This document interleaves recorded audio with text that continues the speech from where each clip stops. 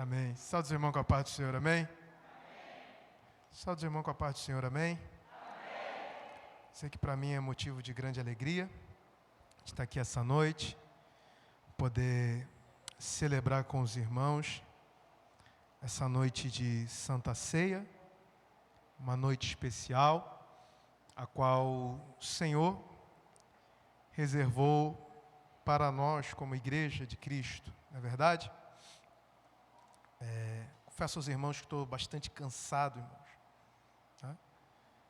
Mas eu creio que o Senhor há de falar aqui nesse lugar, como já vem falando, obrigado, desde o início do culto, através dos louvores, da oração, da palavra introdutória. Eu só quero dar continuidade àquilo que o Senhor tem falado, amém? Não se perca de tempo, abra a sua Bíblia. Lucas 22, obrigado. Lucas 22, verso 39. Lucas 22, verso de número 39. É um texto bastante conhecido. Tenho certeza que você já ouviu diversas mensagens sobre esse texto. E eu quero ser porta-voz daquilo que Deus semeou no meu coração para a sua vida essa noite. Amém? Dá um pouquinho de retorno. Prometo para você que eu não vou pregar mais com isso aqui, é só hoje, tá bom? Já se briga comigo toda vez que eu vou usar o pedestal. Lucas 22, verso 39. Quantos acharam? Amém, igreja? Diz assim: e saindo, foi como de costume para o Monte das Oliveiras. E os discípulos o seguiram, acompanharam. Chegando ao lugar escolhido, Jesus lhes disse: orai para que não entreis em tentação. Ele, por sua vez, se afastou. Repita comigo, se afastou. Cerca de um tiro de pedra. E de joelhos orava, dizendo: Pai, se queres, passa de mim este cálice. Contudo, não se faça a minha vontade, e sim a tua. Então lhe apareceu um anjo do céu que o encorajava ou confortava. E estando em agonia, orava mais intensamente. E aconteceu que o seu suor se tornou como gotas de sangue caindo sobre a... Verso 45. Levantando-se da oração, foi ter com os discípulos e os achou dormindo de... Diga assim para o irmão que está do seu lado: é dormindo de tristeza. E disse-lhes: por que estás dormindo? Levantai-vos e orai, para que não entreis em tentação. Coloca a sua Bíblia no banco, antes de você sentar. Você não precisa tocar em ninguém. Estamos diante de protocolo da pandemia. Mas você pode olhar para a pessoa que está do seu lado essa noite. Isso. Encontrou alguém? Diga assim: quanto tempo falta para você se levantar? Agora vira para o irmão da outra ponta, da direita, da esquerda, diga: quanto tempo falta para você se levantar? Podeis assentar.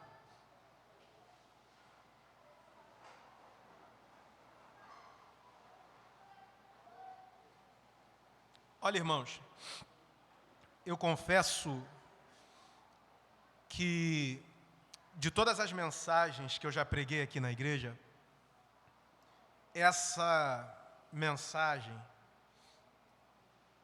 eu fico um tanto desconfortável, irmãos. Até porque, sem contar o nervosismo que é pregar, pode parecer que não, irmão, mas até hoje eu sinto frio na barriga, dá vontade de chorar. Mas o que Deus colocou no meu coração para essa noite eu sei que, de alguma forma, o Senhor me permitiu primeiro vivenciar aquilo que eu vou ministrar essa noite. Por muito tempo eu venho pedindo ao Senhor para contar aqui na igreja um testemunho de uma situação que passei. E por 2 vezes no altar, eu vi a oportunidade de ministrar sobre, ou de relatar. E por 2 vezes eu fui impedido pelo Espírito Santo de Deus. Porque toda vez que eu ia contar de forma profunda, o Espírito Santo falava, não conta. Ainda não é o tempo. Quando nós lemos esse texto, de fato é um texto que mexe muito conosco. É o ápice do sofrimento, não só físico, pois posteriormente você vai observar que vai vir todo o sofrimento físico de Cristo. Ele vai ser chicoteado, cuspido, vão bater com cana em si, cravar o espinho na sua testa, na sua cabeça. Mas esse texto, capítulo 22, verso 39, fala de um sofrimento psicológico que Cristo enfrentou. Freud, ele vai escrever dizendo que a ansiedade, ela pode-se dizer que em partes, ou tem uma parte dela que é boa, e uma parte dela que é ruim. Não é meu objetivo aqui destrinchar, até porque não sou mestre, e nem psicólogo, nem psiquiatra. Mas apenas trazer alguns entendimentos pautados naquilo que o Espírito quer dizer. Freud diz que existe a ansiedade realística. Esta ansiedade, ela é natural a todo ser humano, a todo ser. É esta ansiedade que faz com que ele veja um evento que pode trazer dano à sua sobrevivência, pode trazer dano à sua vida ou colocá-la em risco, e faz com que ele calcule a fim de antecipadamente tomar uma atitude que possa protegê-la. Isso é algo instintivo, isso é algo natural de todo ser humano, de todo animal. Só que Freud diz também que existe a ansiedade patológica. É a ansiedade como doença. É aquela que paralisa, que faz com que soframos antecipadamente os eventos que, segundo a maioria dos pesquisadores, diz que 70% daquilo que sofremos, nós não vamos vivenciá-lo. Esta ansiedade, ela está intimamente ligada com aquilo que é trauma, e já ministrei aqui sobre. De alguma maneira, a sua mente fica conectada a eventos passados. E por meio de um cálculo ou de um raciocínio, ela entende que vai sofrer aquilo que outrora já sofreu. É natural. Só que esta, como doença, ela paralisa. Ela traz dano. Seja em eventos que nós vamos sofrer, ou eventos que não sofreremos. A OMS chega a dizer que nós, os brasileiros, somos o povo mais ansioso do mundo. De 9 a 11% de toda a ansiedade do mundo, ela é correspondida aos brasileiros. O que nos chama a atenção é que este tipo de enfermidade, ela tem assolado, ela tem entrado em nosso meio de forma muito violenta. Se pudéssemos levantar aqui uma pesquisa rápida, dentro de apenas os irmãos que estão aqui neste culto, e falássemos: quantos aqui já sofreram uma crise de ansiedade? Eu diria que 70% dos irmãos, ou 60%, de alguma maneira já sofreram por causa da ansiedade. Ansiedade não é bobeira. Ansiedade não é meninice. Ansiedade é um mal que assola a alma do ser humano. E quando formos fazer toda a análise pautada na vida de Cristo, nós precisamos entender duas coisas. Uma coisa é a existência humana, e ela parte de Deus. E outra coisa é a natureza adâmica, e é parte de Adão, a queda de Adão. É aquilo que nós chamamos de inclinação para o mal, aquilo que nos atrai. Vou lhe dar um exemplo. Se nós fizéssemos uma análise do medo pautado naquilo que Freud trouxe para nós como conhecimento, nós iríamos dizer que, de fato, Freud tem razão quando ele fala da ansiedade realística, porque ela nos protege, ela faz com que tomemos ações a fim de precaver algo que possa ser danoso para a nossa sobrevivência. Vou lhe dar um exemplo. Isso aqui eu sei que não vai acontecer, né? Deus queira que não. Mas se olhássemos agora em direção ao pistão, irmão, e o nosso olhar, a gente conseguisse enxergar uma onda de pelo menos uns 100 metros, sei lá se dá para chegar a isso. O que Freud está dizendo, Vitor, é que esta ansiedade realística nos faria sentir aquilo que vai acontecer. E nós, por ato de instinto, iríamos proteger a nossa vida. Quem tem barco, entra no barco. Quem não tem barco vai sair correndo. Mas alguma ação vai ser tomada. Se fôssemos analisar este quadro como uma ansiedade de cunho patológico, uma doença, a ansiedade como doença, diríamos que não há onda vindo, mas há uma sensação dentro do ser humano que faz com que ele sinta que a onda que não existe está vindo e vai pegá-lo, ao ponto de paralisá-lo e de impedi-lo de tomar uma ação por algo que não existe. Somos o povo mais ansioso. Os brasileiros têm ganhado este tipo de título dado pelas organizações de saúde. Eu tive o prazer de, durante esse tempo, e não vou me alongar aqui,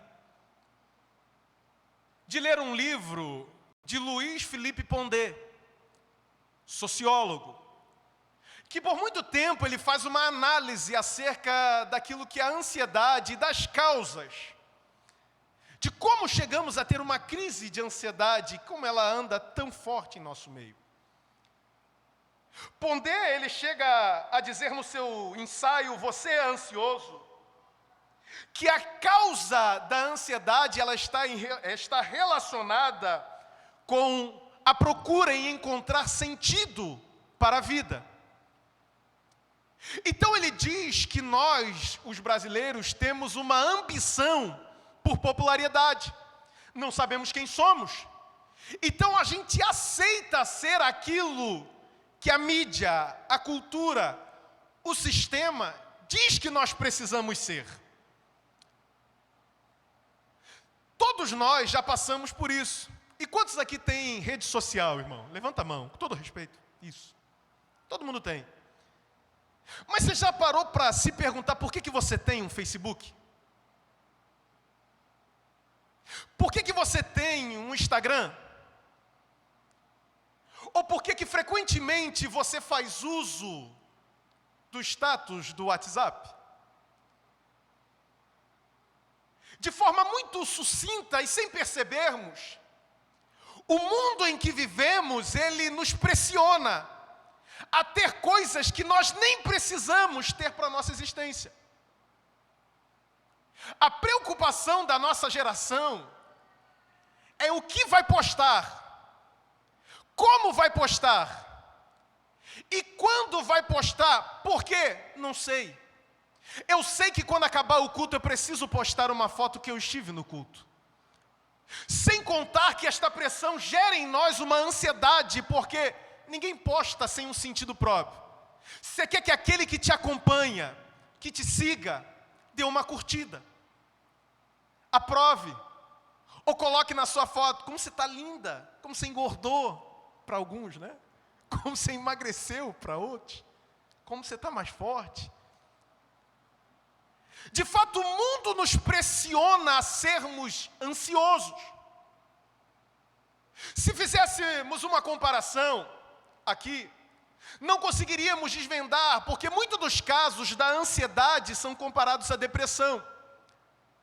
E muitos dos estudiosos chegam a afirmar que ansiedade e depressão andam juntas.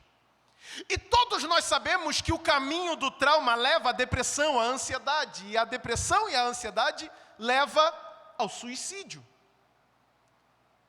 Não é de se espantar isso que eu vou dizer, mas houve um aumento significativo no meio cristão dos suicídios.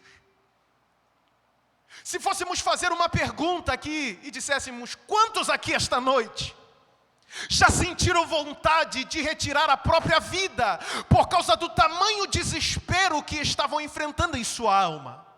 Aleluia. Talvez nos surpreenderíamos esta noite, porque pessoas aqui que temos como referência, e não digo só nesta igreja, mas no modo geral, iriam levantar as suas mãos, iriam confessar que no momento de agonia da sua alma, de tamanha tristeza, sentiram o desejo de tirar a sua própria vida. O mundo está nos pressionando. Você precisa ser youtuber. Você precisa ter uma roupa de marca. Pondé chega a dizer no seu livro, isso me chocou.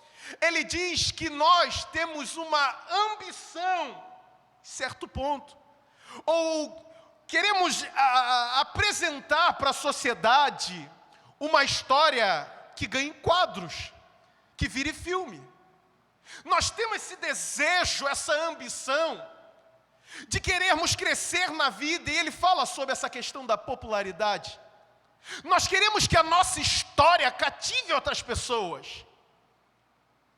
Nós queremos, e Salomão fala disso, nós estudamos às vezes de forma que nós perdemos a essência do que de fato é estudar e ganhar conhecimento.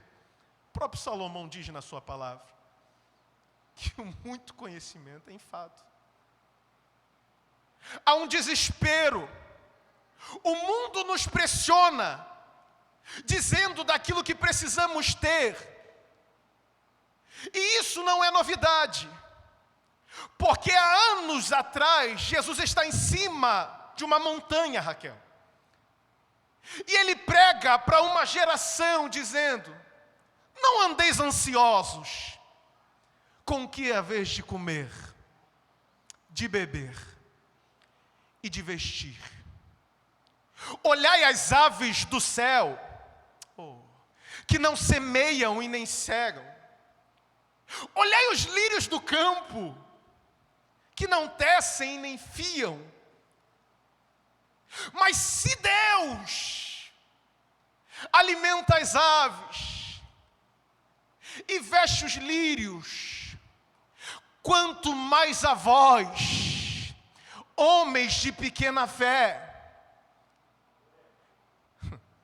Na pregação de Jesus, ele associa a ansiedade por aquilo que queremos comer, beber e vestir, essa preocupação excessiva que nos faz tirar os nossos olhos do Criador. Ele diz que ela está ligada à incredulidade, porque ele diz: quem pensam e oram nessas coisas são os gentios, os pagãos, aqueles que não creem, que não conhecem a Deus. Segunda causa de ansiedade que Jesus diz no mundo, ele fala assim: olha, vocês não conseguem observar que se o Pai de vocês alimenta as aves, alimenta o lírio, quanto mais a vós. Lucas chega a ser mais profundo dizendo: se vós, sendo mal, sabei dar boas coisas aos vossos filhos, quanto mais o Pai Celestial vos dará aqueles que lhe pedir. Jesus está dizendo que a falta de conhecimento nos torna ansiosos. Volta comigo. Eu não sei quem é o pai que tenho. Aconteceu, só para você entender. Aconteceu, foi ontem. Estava deitado na sala, vendo televisão. Aí Gabriela foi para o quarto, tomou um banho e pegou... Qual o nome daquele negócio que passa no olho? Essa mulher sabe. É rímel? É, rímel. Verde. Passou aqui. É sombra, né? E rímel, que isso? Tô louco. Passou. Veio correndo. E ela ia descer para ir até a casa da minha mãe. Mas antes dela ir, ela teve que parar ali. Eu estava vendo televisão, irmão. E perguntou assim: pai, tô linda? Irmãos, eu confesso que eu não olhei, irmãos. Eu não olhei. Eu falei, calma aí, cara. Ela, pai, tô linda, olha. Aí eu tive que parar, olhar para ela. E eu disse, você tá linda. Mas parece que quando eu falei que ela estava linda, Vitor, ela teve um conforto em si. Porque para ela, a palavra do pai valia mais do que a opinião dos outros. Ah, você não...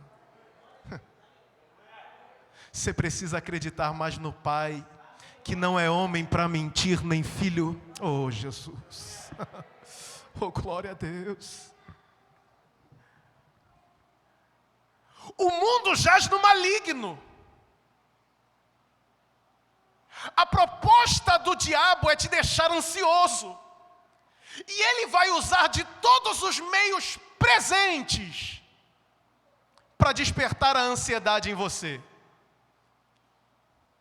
Porque quando estamos ansiosos, nós tiramos os olhos daquele que é o nosso sustento e passamos a acreditar que o que vamos comer depende do fruto das minhas mãos, que o que vamos beber depende do fruto das minhas mãos, que o que vamos vestir depende do fruto das minhas mãos.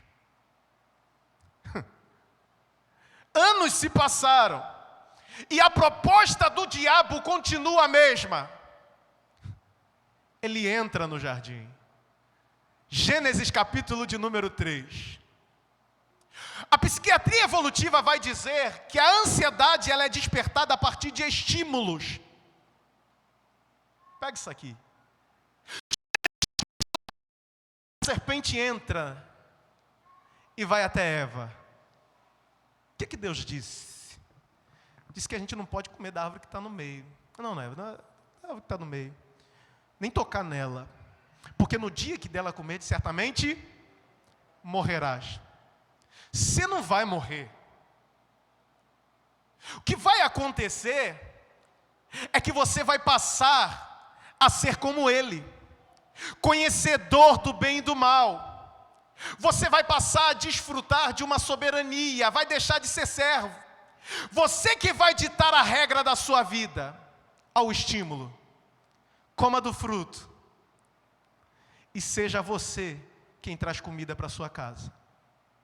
Coma do fruto e é você que vai vestir os seus filhos. O estímulo do diabo continua sendo o mesmo. Mas eu já me formei. Você precisa estudar mais. Você precisa fazer a sua história. Tira da cabeça essa ideia de servir igreja. Isso aí não dá em nada, isso aí só vão te humilhar, te envergonhar. O que você faz? Coma do fruto, vai viver a sua própria história. Coma do fruto, vai viver o seu próprio chamado. Coma do fruto. As horas se passam, os anos se passam e ele continua por meio da televisão, por meio da cultura, te fazendo se tornar ansioso para você comer do fruto e abrir mão do Pai que te sustenta, que provê roupa, que cuida de você. Só que a Bíblia diz que para isso se manifestou o Filho de Deus, para desfazer as obras do diabo da bagaça. É nesse cenário de estímulo de ansiedade que a voz entra no jardim para dizer que haverá um nascido de mulher. A serpente morderá seu calcanhar, mas ele esmagará a sua cabeça. Rafael, por que cabeça? Cabeça, se fôssemos olhar, é sinônimo de alma. Seria como dizer que vontades, emoções e pensamentos estão projetadas na cabeça da serpente. O desejo da serpente é colocar em você a vontade dele, o pensamento dele, as emoções dele. Só que esta noite ele está entrando na Comeve para pisar na cabeça da serpente e remover de você todo estímulo ansioso. Suicídio. Aleluias. Olhe para alguém que está do seu lado essa noite. Diga assim para ele: antes que a serpente ganhasse, diga, ele chegou para pisar na cabeça da serpente. Levante as suas mãos, porque eu quero profetizar essa noite. Chega desse pensamento maligno de arrancar a sua vida, de largar o ministério, de viver a sua própria história. Ele chegou para pisar na cabeça da serpente essa noite.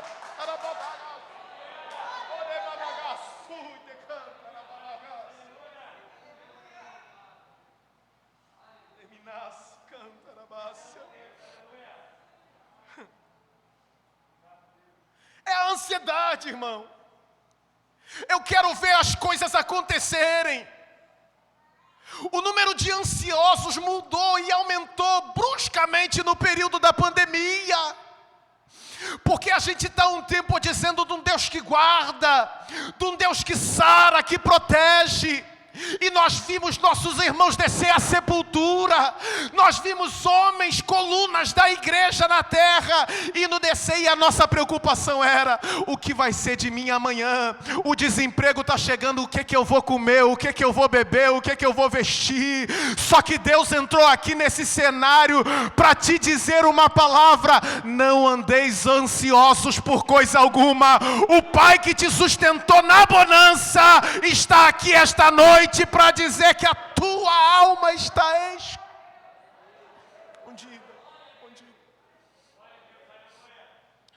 Tiago fala sobre a falibilidade dos projetos humanos.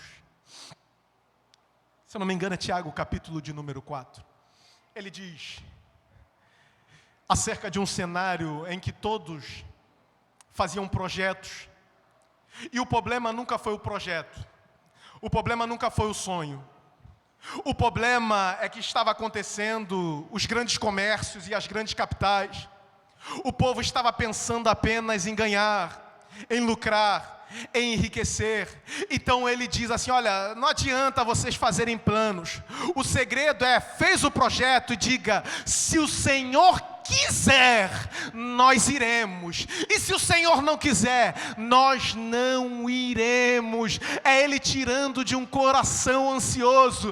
Eu sei, porque você também é igual, eu sou igual a você. Nós fizemos planos para 2020, de chegar melhor, talvez com uma casa melhor, com dinheiro no bolso, mas Deus assim não aprove talvez em te abençoar com toda a riqueza material, mas você tem motivos de glorificar, porque Deus separou esta noite de 2021 para dizer para você que chega na saúde ou na doença, na alegria ou na tristeza, Ele está com você, e nada e nem ninguém pode separar o amor dEle pela sua vida.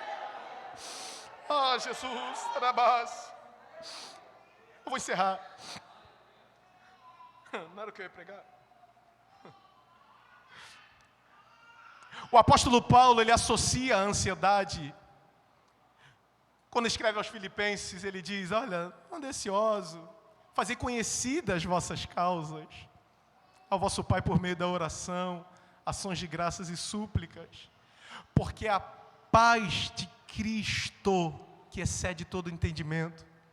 Eu acho isso lindo, Porque se nós pegássemos a palavra ansiedade no grego, ela fala de dividir, estrangular, separar. O que de fato a ansiedade faz conosco, nós estamos no presente, mas nós estamos adoecendo por um futuro que eu estou calculando.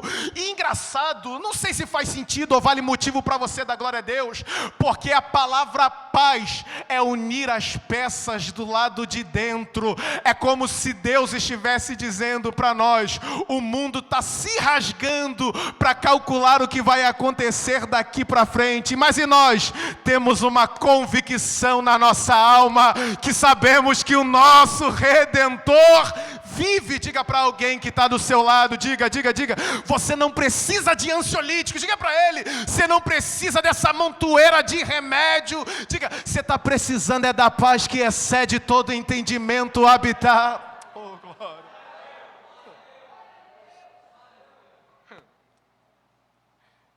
Interessante, porque esse livro de Pondé me chama muita atenção, ainda estou terminando de ler. Ele diz que há uma distribuição da ansiedade.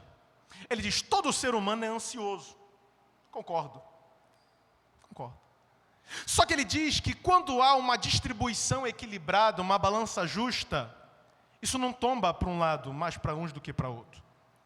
Como seria isso? Vou dar um exemplo. Quantos aqui passaram o Natal na casa de um parente? Levante a mão. Isso, levante a mão, fica com vergonha não. Eu também passei. Tá.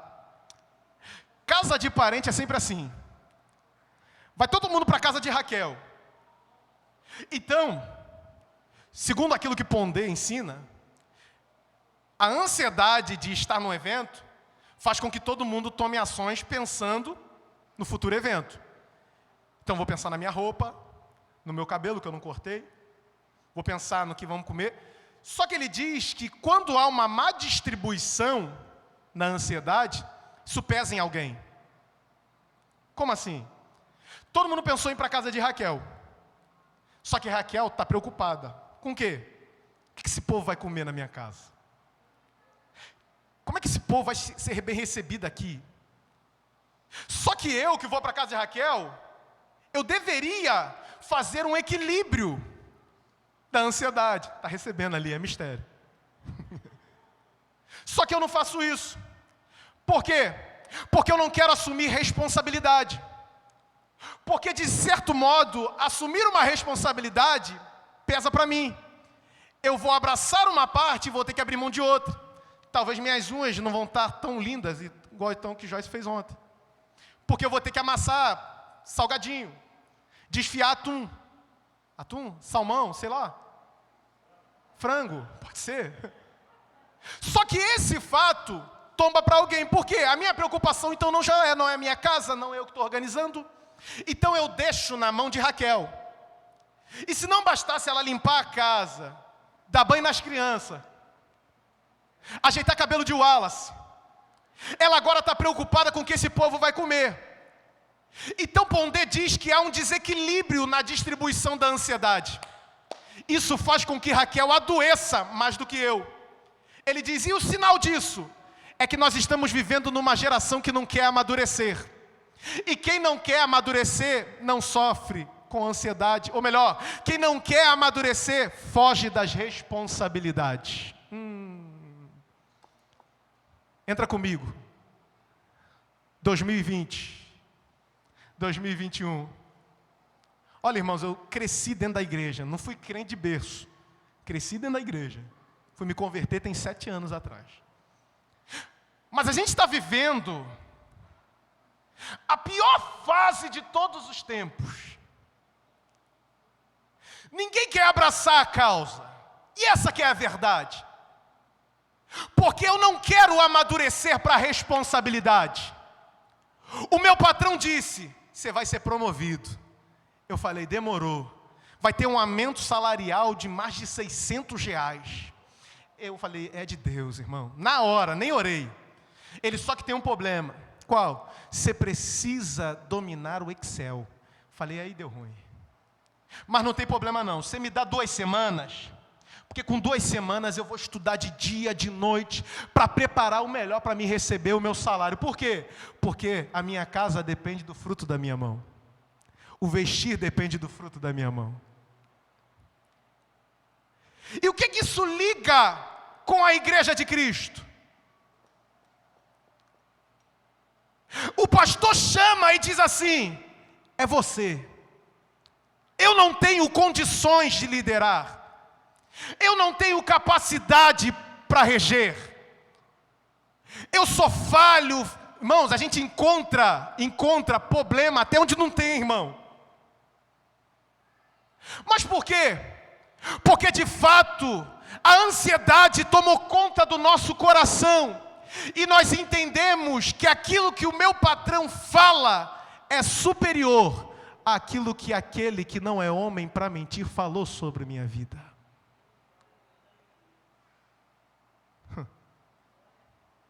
Você não vai? Não vou. Você não está pronto. Davi não estava pronto. Moisés não estava pronto. Noé não estava pronto. Mas o Deus que escolhe no presente é o mesmo que conhece o futuro de cada. Eu estou sentindo a presença de Deus aqui. O que Deus está dizendo? Que é noite de dar a volta por cima nesse lugar e atender ao chamado que Ele te fez. Eu não quero amadurecer para a responsabilidade. Eu topo ser voluntário, mas eu não topo a causa. Só que eu olho para a voluntariedade de Cristo e vejo que Cristo, Ele é voluntário porque Ele abraça uma causa que é apresentada. Cristo não foi obrigado a morrer. Ele diz em João capítulo 10, eu dou a minha própria vida. De forma voluntária, Ele abraça a causa que está sendo imposta. O problema é que nós estamos vivendo numa geração que não quer amadurecer para as responsabilidades. Eu até quero estar na causa, mas tem que ser do jeito que eu gosto de comer. Eu até aceito comer na tua casa, mas tem que fazer o feijão com alho douradinho, porque senão eu não como. Então Deus está chamando uma geração esta noite para o amadurecimento da obra. A obra é grande, os ceifeiros são pouco, mas eu estou levantando um clamor para que Deus envie ceifeiros para a sua obra. A ansiedade está causando danos. E a gente não percebe que de fato nós estamos doentes. Estamos precisando de socorro. O problema é que esta possível causa de ansiedade que está sendo gerada na alma de Cristo, ela tem como causa o seu ministério. Aquilo que ele precisa cumprir. O texto diz que ele vai até o Getsêmani, havia ceiado. Os discípulos vão com ele. Ele entra naquele cenário. Monte das Oliveiras, 100 metros acima de Jerusalém, 900 metros no nível do mar. Getsêmani, lugar de prensa, azeite. Ele entra nesse cenário escolhido, o texto diz, e escolheu o cenário. Ele vira para os seus discípulos e diz: orai, para que não entreis em tentação. Que tentação é essa? Essa tentação pode ser aqui analisada como aquilo que vai impedir os discípulos de atingir o propósito que Deus estabeleceu. Ele diz para os discípulos: eu escolhi um lugar para vocês, aqui. Os discípulos não vão com ele, segundo Lucas. Os evangelistas dizem que ele separa 3, os mais íntimos, para ir com ele, mas ele se afasta para a oração. Ele escolhe um lugar e diz: fiquem aqui. Orem, orai, para que não caiais ou entrais em tentação. O que me chama a atenção é que o texto que nós lemos diz que quando ele volta à vida, os discípulos estão dormindo de tristeza. Os discípulos estão dormindo de tristeza. A tristeza venceu. O problema nunca foi ficar triste. O problema é quando a tristeza nos paralisa. Quando a tristeza nos domina. Dormindo de tristeza. Falta o texto. Orai, para que não entrais em tentação. Jesus ensina para eles, olha, eu escolhi o lugar para vocês. E vocês precisam fazer o que eu estou pedindo que vocês façam. Porque quem não faz aquilo que Cristo pediu para fazer, é vencido pela tristeza. Olhe para alguém que está do seu lado essa noite. Diga assim para essa pessoa: a tristeza sempre vencerá quem não faz o que ele pediu para fazer. Tem gente que não foi ainda dominado pela tristeza, porque ainda está orando aonde ele pediu para orar. Tem gente, oh Jesus, que ainda não foi dominado pela tristeza, porque ainda está cantando aonde ele pediu para cantar. Oh. Tem gente que ainda não foi dominado pela tristeza, porque ainda está pregando aonde ele pediu para pregar. Você precisa entender esta noite, que se você não orar, a tristeza te domina. Se você não cantar, a tristeza te domina. Tem gente falando para mim, você vai acabar morrendo com tanta coisa, essa correria de igreja. Eu falei, o que parece perda é ganho, e o que parece morte é vida. Eu estou aqui para fazer aquilo que Ele pediu. Olhe para alguém que está do seu lado essa noite. Oh, Jesus está aqui essa noite. Diga assim para ele: você ainda está vivo ou a tristeza te dominou? Diga assim, fala, se eu sou você, eu não parava de cantar, irmão. Diga, se eu sou você, eu não parava de adorar. Porque enquanto você está fazendo o que Ele te pediu, tem vida sendo gerada no seu... Oh, glória! Jesus diz para eles: orem, para que não entrem em tentar. Para que não entrem em tentar? Eles entraram em tentação ainda, sim ou não? Não. Orem, para que não entrem. Isso aqui me chama a atenção. Porque antes deles entrarem em tentação, Jesus já está dando para eles a saída. Você não quer mais ouvir não, né? Você está cansado. Ainda está se recuperando da ceia de ano novo, né? Antes deles entrarem em tentação, Jesus já está dando a saída. Então Jesus não está preparando eles para entrar na tentação. De forma antecipada, Jesus está preparando para sair. Oh, Jesus. Aí Paulo escreveu um negócio que eu acho legal. 1 Coríntios capítulo de número 10, verso 13, Paulo diz assim: não vos veio tentação senão humana. Só que maior é Deus. Porque Ele não nos dá além do que possamos suportar. Juntamente com a tentação dará também o? Então o que Ele está pedindo hoje é livramento para amanhã. Não, só um aqui entendeu. A mensagem de hoje pode ser livramento para amanhã. O louvor de hoje é livramento para amanhã. Essa campanha de oração que você faz hoje é livramento para amanhã. Levante suas mãos aqui esta noite. Eu quero profetizar aqui nesse lugar, para que a tristeza não te paralise. Amanhã Ele está te convidando para cantar no ministério de louvor, para você entrar para o ministério de dança, para você voltar a obrar. Tem gente que pensa que é chatura, mas não. É Jesus te dando a oportunidade de te dar o livramento. Eu gosto disso, irmão. Eu quero contar um testemunho breve aqui.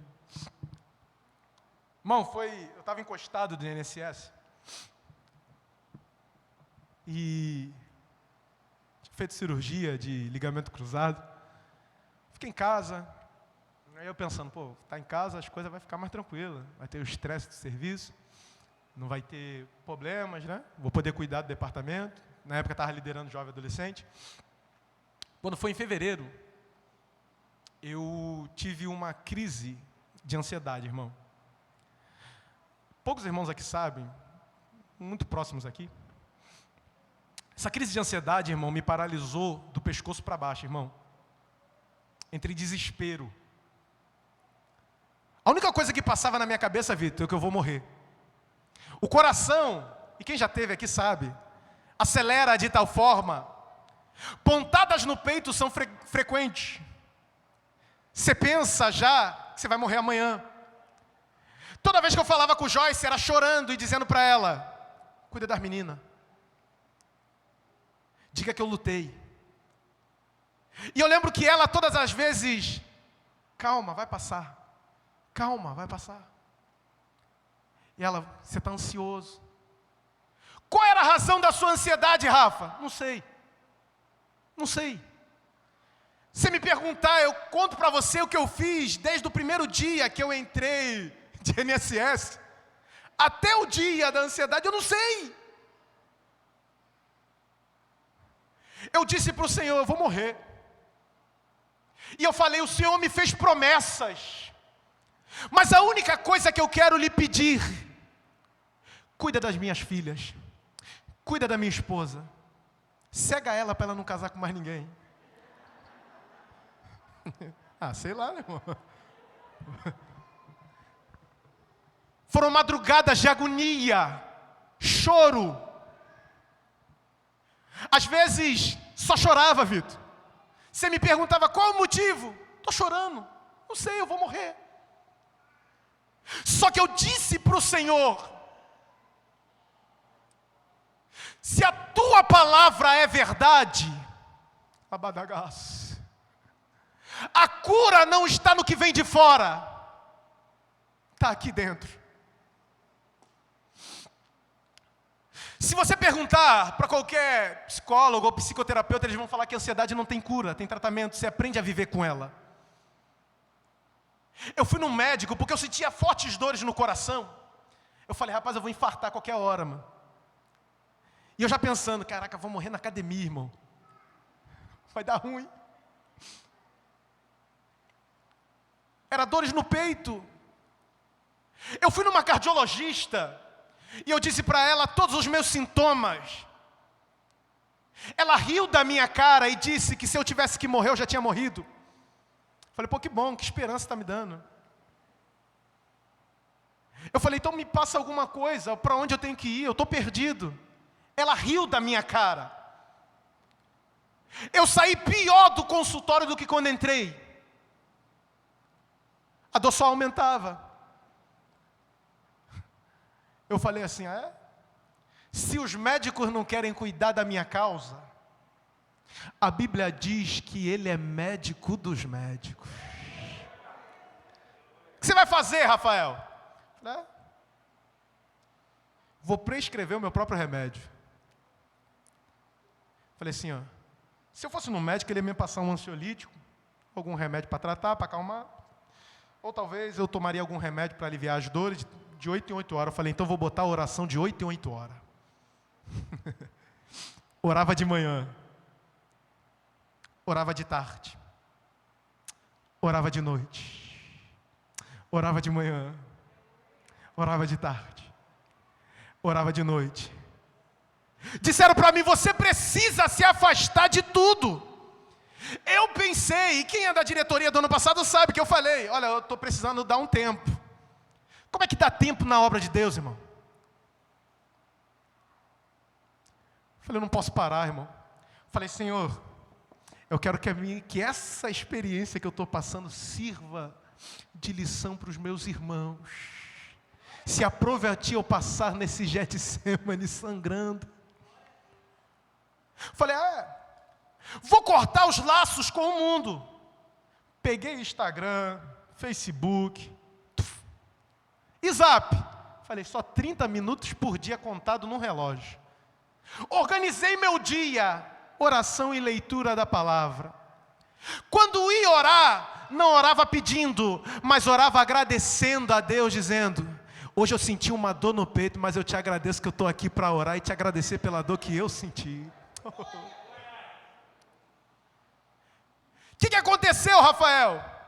Todo mundo dizendo: você precisa se afastar, rapaz. Você precisa tirar um tempo em Cabo Frio, em Unamar. Eu recebo. Em Búzios. Eu falei para o pastor: o que a igreja está precisando? Faz isso. Falei: me ajuda, eu quero ajudar ali. Eu quero fazer ali. Por quê? Porque existem situações que Deus não te cura te afastando. Existem situações que Deus vai te curar trabalhando. Eu estou aqui essa noite para te dizer que Ele é o médico que trata melhor da sua alma. O desespero começou a passar, as dores começaram a diminuir e os problemas começaram a aumentar. Teve uma vez que eu fui resolver um problema, e Joyce é testemunha. Era eu no telefone resolvendo a causa e ela com... eu não lembro o que ela estava na mão, me abanando. Porque enquanto eu estava ali, eu falei: Jesus, e Joyce, ele vai dar um piripaque agora. E ela me abanando, cuidando. Eu vim dizer que eu estou aqui essa noite para te dizer que ainda há uma esperança para uma alma aflita. E qual é? É a vontade do Deus que é boa, é perfeita, é agradável. Oh, eu quero profetizar essa noite. Talvez esse culto não faça sentido para você hoje, mas seja o livramento de Deus para alguém lá na frente. Eu quero profetizar na sua vida. Você não vai se cortar mais, você não vai mais largar casa, família. Por quê? Porque Deus te trouxe aqui esta noite para te dizer que Ele está tomando as rédeas da tua situação. Ele entra para orar. O que Jesus faz? Me ajuda aqui, Vitor. O que Jesus faz? O texto diz, acompanha comigo: deixa os discípulos e se afasta.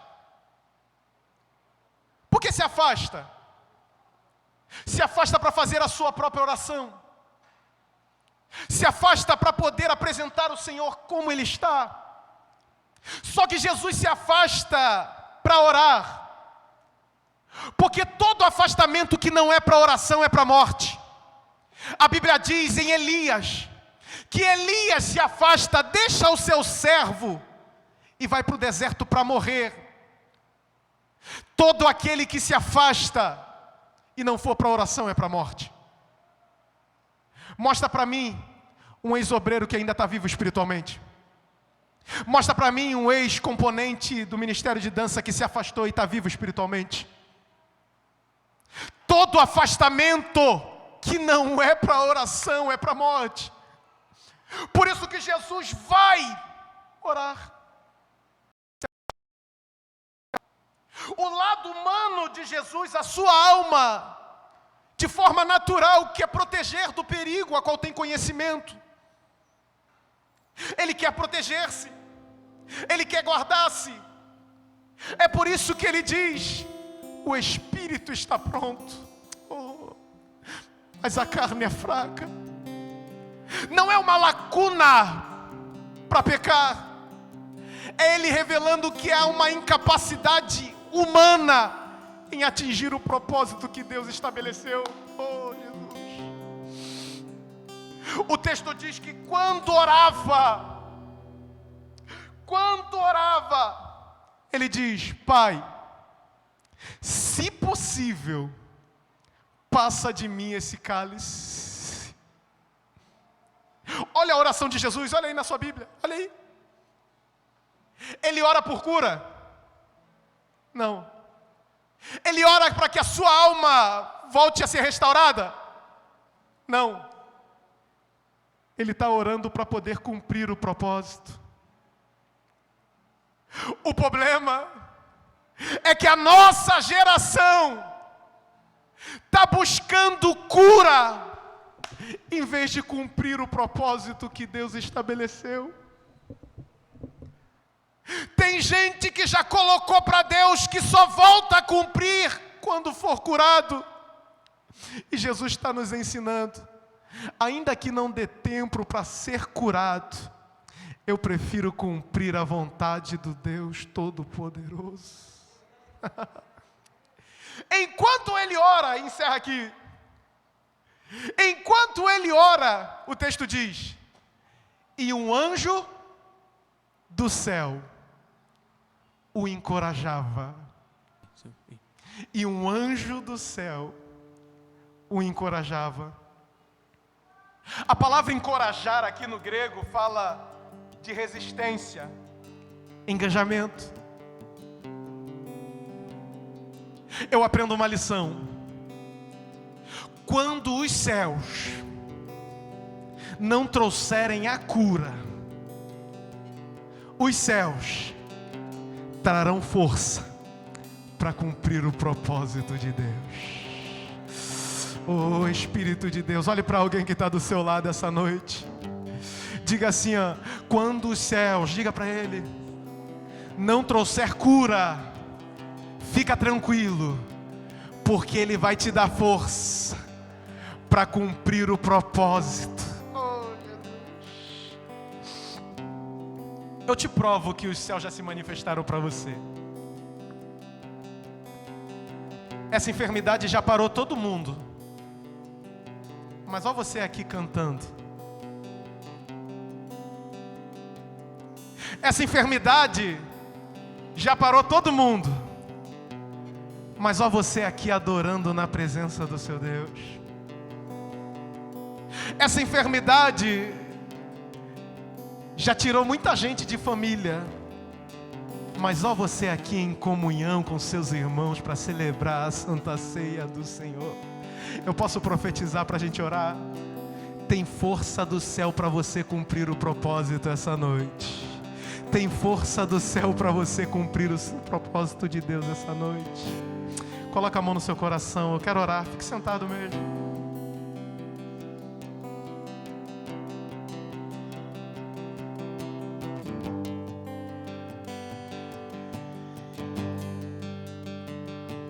Enquanto o Vitor louva, você vai começar a fazer sua oração. Isso, comece a orar, comece a orar.